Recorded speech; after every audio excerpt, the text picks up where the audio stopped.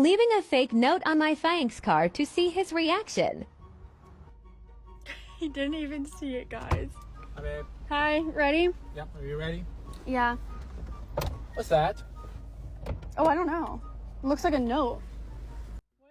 So, as you can see, she's the type of woman that takes pleasure in playing pranks, as we've already seen it. This is how she chooses to live her life. She chooses to spend her time, which actually blinds the man.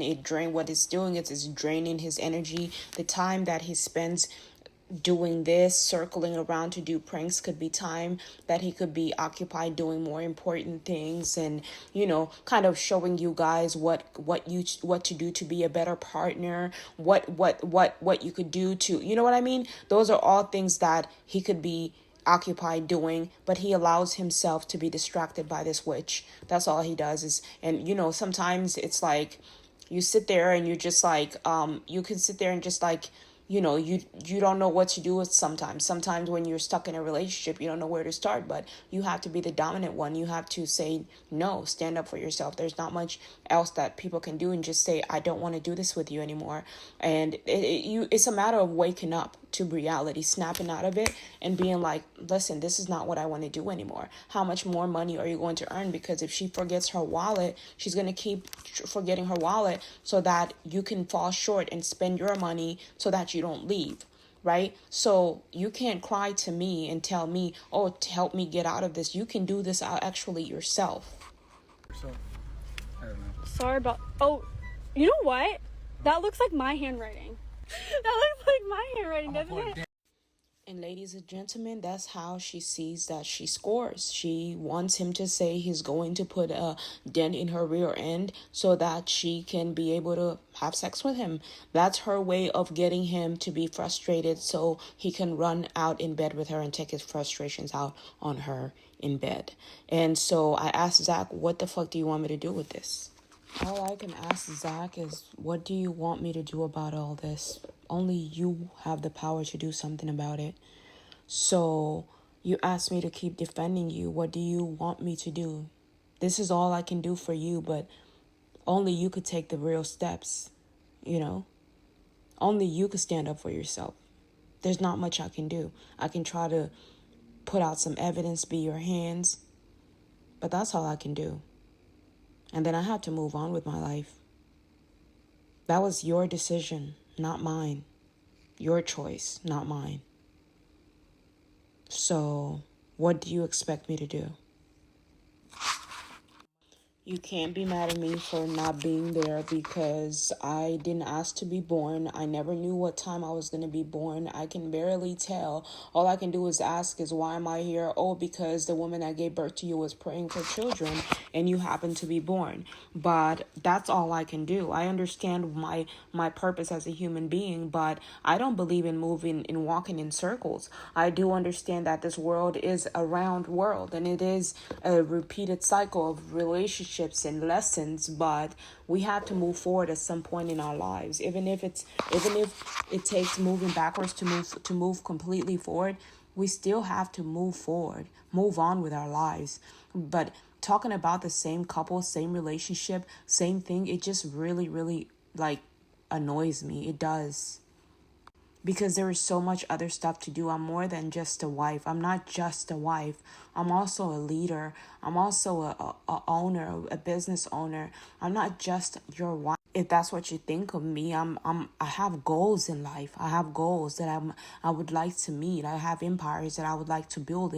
If it's not meant for me to have children, then I can just either adopt or just do something. But to talk about the same repeated nonsense about it, two couples, just kind of makes me feel like I'm also being a bully at the same time, where I'm not being a bully. I'm just defending a man that I thought or I think loves me back. But there are no real guarantees that he's going to stand up for me in the end, And then for me, it's like, that's time wasted. That's time, energy. Maybe I owe him this time for whatever past mistakes, but I can't wait for it to be over. And that's the honest truth, because at this point I just start feeling like a slave to a connection that he can do something about, but I can't do anything about.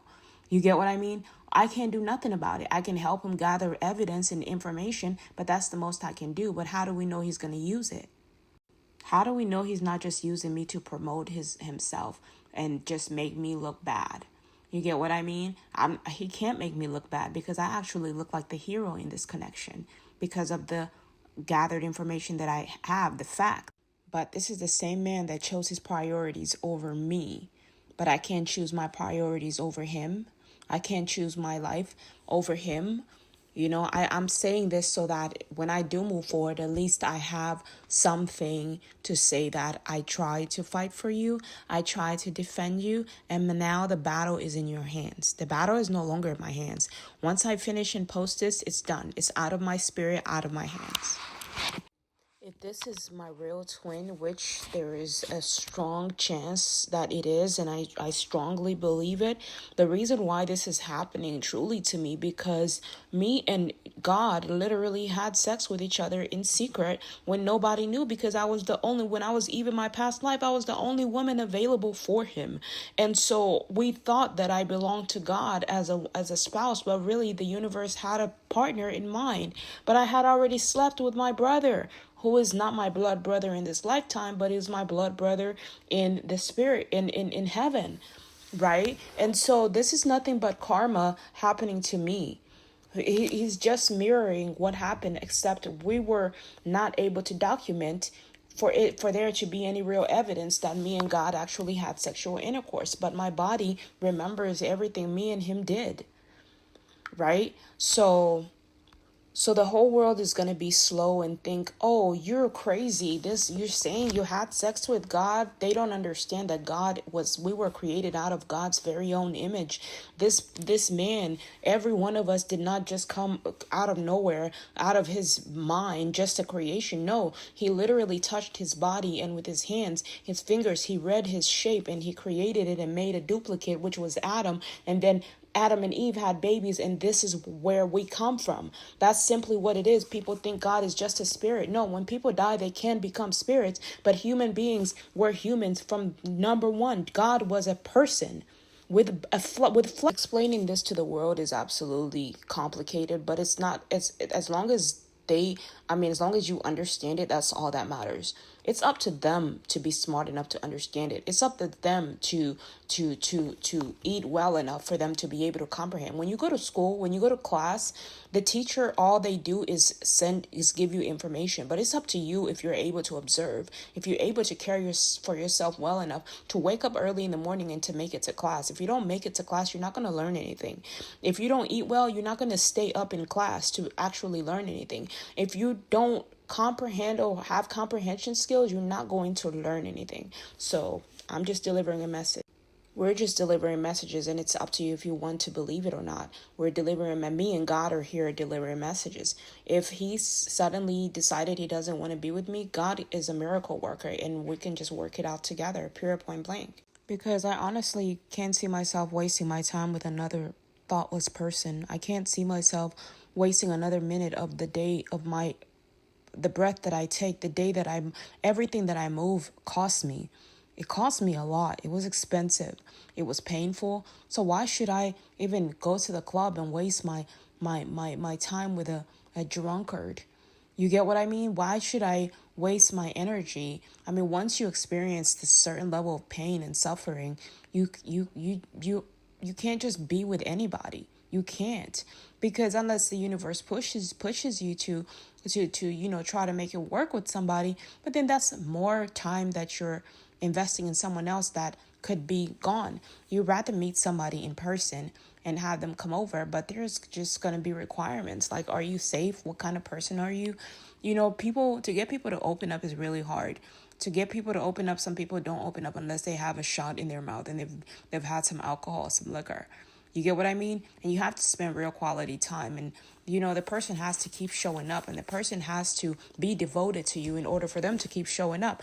They can't have all these other multiple lives and then devote themselves to you as well. And then you have to make sure that that person is actually safe, that they don't invite some weirdos and they didn't come to your house to just see what you have so they can be able to take it. Because I have, expensive stuff in my house, it might not be gold, but it's still golden to me because it's my form of communication, my form of entertainment, my laptop, this and that. So I don't want to be around someone that's not willing to be, I'm like, let me see your ID.